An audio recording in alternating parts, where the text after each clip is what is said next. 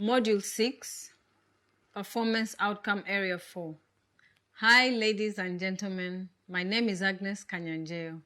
I'm the Deputy Commissioner General at the Rwanda Revenue Authority. Welcome to Module 6. This module will teach you about POA4, which is timely filing of tax declarations.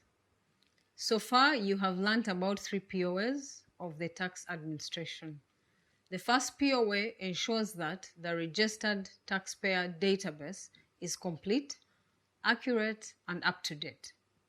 The second POA ensures that tax administrations use risk management techniques effectively. And the third POA ensures that voluntary compliance is supported through various kinds of taxpayer service. In this module, you will learn about another key performance area of tax administration that relates to timely filing of tax declarations or returns by taxpayers. You will learn how to evaluate the tax administration's performance for ensuring that taxpayers file their declarations on time for all major taxes. You will also learn to assess whether the tax administration has processes in place to A, account for those taxpayers who have filed returns on time, and B, follow up with those who have not. You will also learn about indicators and dimensions used to measure tax administration performance. This knowledge will equip you well to score the indicators and dimensions for POA 4. As in the earlier modules, you will learn about the evidence you should gather and questions you should ask to be able to conduct an objective assessment of this performance area. Let's see what the desired outcome is for POA 4, timely filing of declarations. The desired outcome for POA 4 is that taxpayers file their tax declarations on time. Tax declarations are the principal means by which a taxpayer's liability is established. Tax declaration cycles can be monthly, quarterly, or annually, and can vary from tax to tax. Tax laws under administrative rules specify who is required to file, when to file, and what supportive documents are required. It's also important that all taxpayers who are required to file do so when taxes are due. Failure to meet the filing requirements on time may result in penalties, interest, or prosecution. Finally, tax declarations may be paper-based or in electronic form, and they may be filed by the taxpayers themselves or by their tax accountants, tax lawyers, or other professionals in charge of their tax affairs. Now, let's look at the international good practices for timely filing of tax declarations in the following slides. Good practices in filing of tax declarations for most advanced tax administrations include the following characteristics. The tax administrations simplify filing requirements, including pre-filing of tax declarations. The tax administrations proactively remind taxpayers of approaching deadlines. They automate processes to identify taxpayers who have failed to file on time. They provide timely follow-up and enforcement action tailored to the circumstance of filing history of non-filers. They use profiling techniques that are based on behavior to predict effective actions to achieve on-time filing. The administration includes outreach programs to assist taxpayer groups and intermediaries. The administration promotes the use of electronic filing for all core taxes. And finally, advanced tax administrations have a solid IT system that monitors and manages filing compliance. Now that we know what defines good practices, let's look at the indicators that are used to measure a tax administration's performance in ensuring timely filing of returns. We use 3 high-level indicators to assess this POA. P412 assesses on-time tax filing rate. P413 addresses management of non-filers, and P414 covers electronic filing.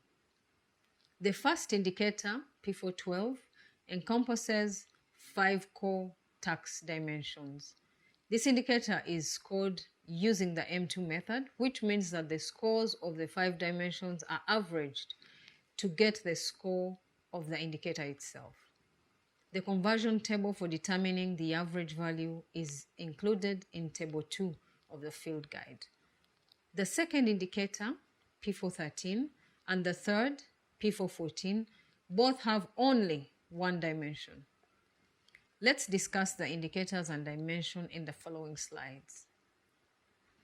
For the P412 indicator, we evaluate 5 core tax dimensions. First, corporate income tax, CIT, declarations are filed by the statutory due date in percentage of expected declarations by registered CIT taxpayers. Second, personal income tax, PIT declarations are filed by the statutory due date in percentage of expected declarations by registered PIT taxpayers. Third, value-added tax, VAT declarations are filed by the statutory due date in percentage of expected declarations by registered VAT taxpayers. Fourth, domestic excise taxes declarations are filed by the statutory due date in percentage of expected declarations by registered domestic excise taxpayers. And fifth, we include the number of pay-as-you-earn payee withholding declarations filed by the statutory due date in percentage of expected declarations by registered employers. For the P413 indicator, we look at actions taken to follow up with non-filers. For the P414 indicator, we review the extent to which tax declarations are filed electronically. You may have noticed that in P412, the expression expected tax declaration is used several times. But what does the term exactly mean? For TADAT purposes of measuring on-time filing rates, expected tax declarations means the number of declarations that the tax administration expects to receive from all registered taxpayers who are required by law to file returns. Please note that we should exclude from this measure A, unregistered taxpayers, and B, non-mandatory tax declaration from taxpayers who have no legal obligations to file. For example, taxpayers who are either below the declarations filing threshold or those who are under an exempt category should be excluded from the data. In addition, for TADAT purposes, domestic excise tax focuses on the categories of goods and services that contribute 70% of the total domestic excise revenue by value. Now, let's learn how to score 5 dimensions of P412 for this indicator. The scoring is based on the number of declarations filed for each of the core taxes. For scoring P412-1, on-time filing rate for CIT returns, we include the total number of CIT declarations filed by the statutory due date as a percentage of the total number of CIT declarations expected from registered CIT taxpayers. We have already defined what is expected for TADAT purposes. So, to find the indicator score, take the number of CIT declarations filed by the due date, divide by the number of CIT declarations expected from registered CIT taxpayers, and then multiply by 100. Once you get that number, here is how to interpret the score. For an A-level score, the ratio must be above 90% for all taxpayers, and the ratio must be at least 100% for all large taxpayers. For a B-level score, the ratio must be between 75 and 90% for all taxpayers, and the ratio must be at least 95% for all large taxpayers. For a C-level score, the ratio must be between 50 and 75% for all taxpayers, and again, the ratio must be at least 90% for all large taxpayers. A D-level score results if the requirements of a C rating or higher is not met, or if the information is insufficient to make an assessment. For scoring P412-2, on-time filing rate for PIT returns, and for P412-5, pay-as-you-earn returns, we use a similar calculation with the total number of PIT or payee declarations filed by the statutory due date as a percentage of the total number of PIT or payee declarations expected from registered PIT or payee taxpayers. Take the number of PIT or payee declarations filed by the due date, divide by the number of PIT or payee declarations expected from registered PIT or payee taxpayers, and then multiply by 100. Once more, if the ratio is above 90%, we have an A-level score. We have a B-level score if the ratio is between 75 and 90%. Then we have a C-level score if the ratio is between 50 and 75%. And finally, the score will be a D if the requirements for a C rating or higher are not met, or if the information is insufficient. Now, let's move on to scoring P412-3, on-time filing rate for VAT returns. Once more, we use a calculation involving the total number of VAT declarations filed by the statutory due date as a percentage of the total number of VAT declarations expected from registered VAT taxpayers. Take the number of VAT declarations filed by the due date, divide by the number of VAT declarations expected from registered VAT taxpayers, and multiply by 100. The score is an A if the ratio is above 90% for all taxpayers, and the ratio is 100% for all large taxpayers. We have a score of a B if the ratio resulted from this indicator is between 75% and 90% for all taxpayers, and if the ratio is at least 95% for all large taxpayers. The score is a C if the ratio is between 50% and 75% for all taxpayers, and if the ratio is at least 90% for all large taxpayers. Finally, the score is D if requirements for a C rating or higher are not met, or if the information is insufficient to the assessment team. Now, let's move on to scoring P412-4, on-time filing rate for domestic excise tax returns. Once more, the calculation involves the total number of domestic excise tax declarations filed by the statutory due date as a percentage of the total number of domestic excise tax declarations expected from registered domestic excise taxpayers.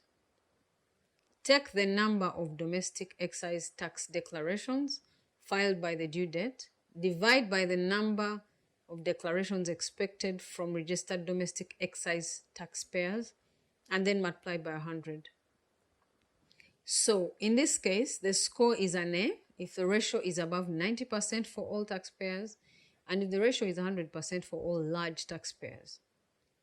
We have a score of a B if the ratio resulted from this indicator is between 75% and 90% for all taxpayers, and if the ratio is at least 95% for all large taxpayers. The score is a C if the ratio is between 50% and 75% for all taxpayers, and if the ratio is at least 90% for all large taxpayers. Finally, the score is D if the requirements for a C rating or higher are not met, or if the information is insufficient to the assessment team.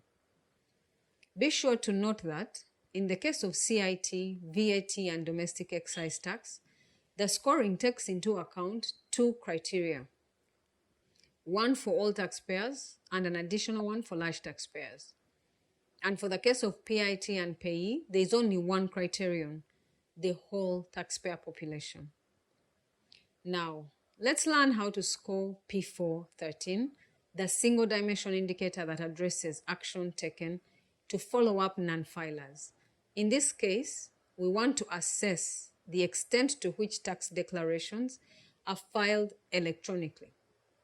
This is a pretty much straightforward indicator. The score is an A if A, the processes used to identify taxpayers who have failed to file declarations when due are automated. B, penalties are automatically generated by the automated system for non-filers. C, the tax administration has dedicated filing enforcement staff members. D, documented procedures are in place and include filing enforcement follow-up within 7 days of due date. And E, the taxpayer register is routinely updated on the basis of results of the non-filer enforcement. The score is a B if everything in A level remains the same, except that documented procedures are in place and include filing enforcement follow-up within 14 days of the due date. The score is a C if everything in score B remains the same, except that documented procedures are in place and include filing enforcement follow-up within 21 days of the due date. And finally, you have a score of D if the requirements for a C rating or higher are not met, or if information is insufficient. Again, take note that for an A level or B level score, we are making a distinction between the whole taxpayer population and large taxpayer community. And now, let's learn how to score P414, the single dimension indicator that addresses the use of electronic filing. For this indicator, we want to assess the extent to which tax declarations are filed electronically. Again, this is a pretty much straightforward indicator. Now, the score is an A if at least 85% of declarations are filed electronically for each of the core taxes and if all large taxpayers file electronically. The score is a B in those cases where at least 70% of declarations are filed electronically for each of the core taxes and at least 80% of large taxpayers filed electronically. The score is a C if at least 50% of declarations are filed electronically for at least 2 core taxes. Finally, you have a score of a D if the requirements for a C rating or higher are not met, or if information is insufficient. Again, note that for a score of A and B, we again are making a distinction between whole taxpayer population and the large taxpayer community. Now, let's look at what information we need to gather in order to make an assessment of POA4. Please review Table 14 of the field guide for a detailed checklist of questions that should be asked and for evidence gathered from tax authorities. This list will guide you in the information gathering process and field interviews related to POA4. Some of the information will be supplied to you when tax authorities fill in the pre-assessment questionnaire tables requested by the teams. Other information can be researched from the official website of the tax administration itself. And some information will need to be gathered during the in-country discussions and interviews with tax officials. Information essential for POA4 include the following. What are the statutory filing requirements in terms of frequency, due dates, and filing methods for each of the core taxes? What organizational unit is responsible for filing enforcement? Look at the tax administration's organizational chart to find points of contact. Here are some additional questions to ask. Does the tax authority have a good grasp of what is meant by expected returns? Does it mean just what was filed on the previous year, or do the returns actually also include all registered taxpayers for the purpose of counting expected returns? Does the tax administration routinely update the taxpayer register to remove inactive or duplicate records so that the administration has a correct estimate of expected returns? You may recall we discussed this in POA1, which is in Module 3. But it's also very important to take this into consideration for POA4 because if the records are not updated, the number of expected returns will not be accurate. Finally, to what extent are electronically filing arrangements available and used for each of the core taxes and the main taxpayer segments. Does the tax administration actively promote the use of electronic filing? What are the expansion plans for e-filing in the midterm? Is electronic filing mandatory for any class of taxpayers?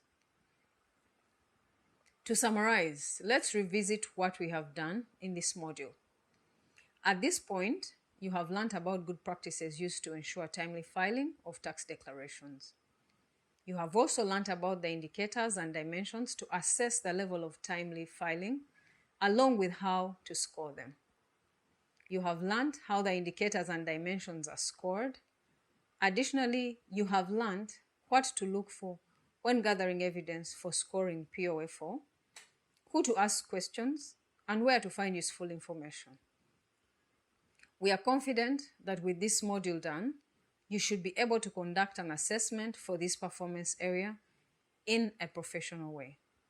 Now, you are all set to move to POA 5, which is in Module 7. Thank you very much for your attention.